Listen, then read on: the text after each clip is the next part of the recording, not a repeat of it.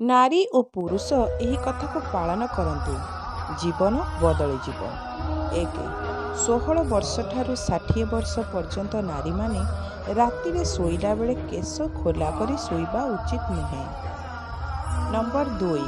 आंठु गंठी बिंधा हेउथिले चा रे अदा पकाई पियंतु एवं दिन रे खाइबा बेले 5टी लवंग खांतु, बसिकी पानी पियंतु।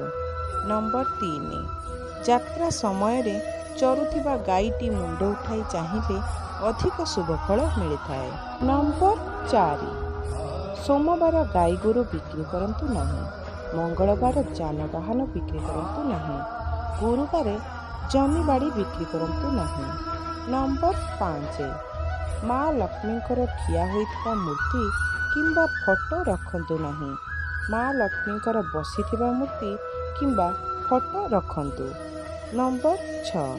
सोरिष तेल रे सिंदूर मिसाई घरर मुख्य द्वार रे टोपाटी लगाइले शुभफल मिलता है। नंबर 7. दांत रे नख छिड़ांतु नहीं, गोड़र आंगुली बारंबार फुटांतु नहीं, गोड़र आंगुली रे भूमि उपरे गार टाणंतु नहीं। 8.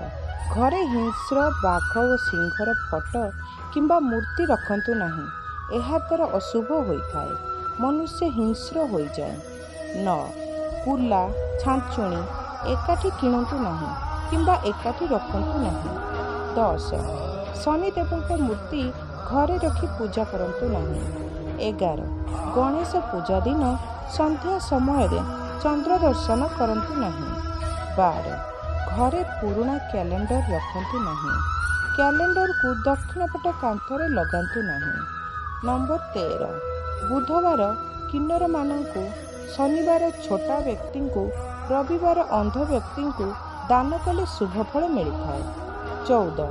साधारणतः स्नान 4 प्रकार होता है। ब्रह्म मुहूर्त बा भोर 4:30 रु 5:30 मध्य हेउथिबा स्नानर नाम अमृत स्नान।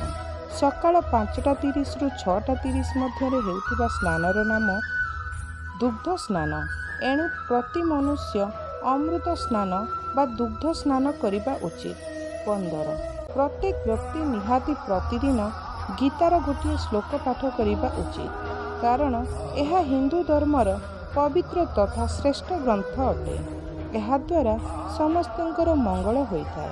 एणु कथारे अछि, बुझ न बुझ पढ़ गीता, रुच न रुच खा पिता। 16. कौनसी मंगलवार दिन भूईरे मुंड लगाई प्रणाम करंतु, जेपरी मुंडरे माटी लागिବ। ଏହା କରିବା ଦ୍ୱାରା ଚର୍ମ ରୋଗ ଦୂର ହୋଇଯାଏ। 17. ଆଖୁ, ପାଣି, କ୍ଷୀର, ପାନ, ଫଳ, ଔଷଧ ଏହି 6ଟି ଦ୍ରବ୍ୟ ଯେକୌଣସି ଓଷାରେ ଖାଇଲେ କୌଣସି ଅପରାଧ ହୁଏ ନାହିଁ। 18. ପାଟିରୁ ବାହାରୁଥିବା ବର୍ଜ୍ୟ ବସ୍ତୁକୁ ଘର ଭିତରେ ଏଣେତେଣେ ନ ପକାଇ ବାହାରେ କିମ୍ବା ଡଷ୍ଟବିନ୍ରେ ପକାଇଲେ ଯଶ ଓ ସମ୍ମାନ ମିଳେ। 19. ଖାଇବା ବେଳେ ଗାଲରେ, ମୁଣ୍ଡରେ କିମ୍ବା ଗୋଡ଼ରେ ହାତ ରଖି ଖାଆନ୍ତୁ ନାହିଁ, ଏହା ଅଶୁଭତ୍ୱ ବୃଦ୍ଧି କରେ। 20. ଘରର ମୁଖ୍ୟ ଦ୍ୱାରରେ କଣ୍ଟା ଥିବା ଗଛ, ଭଙ୍ଗା ଚୌକି, ଭଙ୍ଗା ଘଟ ଏବଂ ଭାଙ୍ଗି ଯାଇଥିବା ଜିନିଷ ରଖନ୍ତୁ ନାହିଁ। ବନ୍ଧୁଗଣ, ଯଦି ଆପଣଙ୍କୁ ଏହି ଭିଡ଼ିଓଟି ଭଲ ଲାଗିଥିବ ତାହେଲେ ଭିଡ଼ିଓକୁ ଗୋଟିଏ ଲାଇକ୍, ଚ୍ୟାନେଲକୁ ସବସ୍କ୍ରାଇବ୍ ଏବଂ କେମିତି ଲାଗିଲା କମେଣ୍ଟରେ ନିଶ୍ଚିତ ଜଣାନ୍ତୁ ଏବଂ ସାଙ୍ଗମାନଙ୍କ ସହିତ ନିଶ୍ଚିତ ଭାବେ ସେୟାର କରିଦିଅନ୍ତୁ।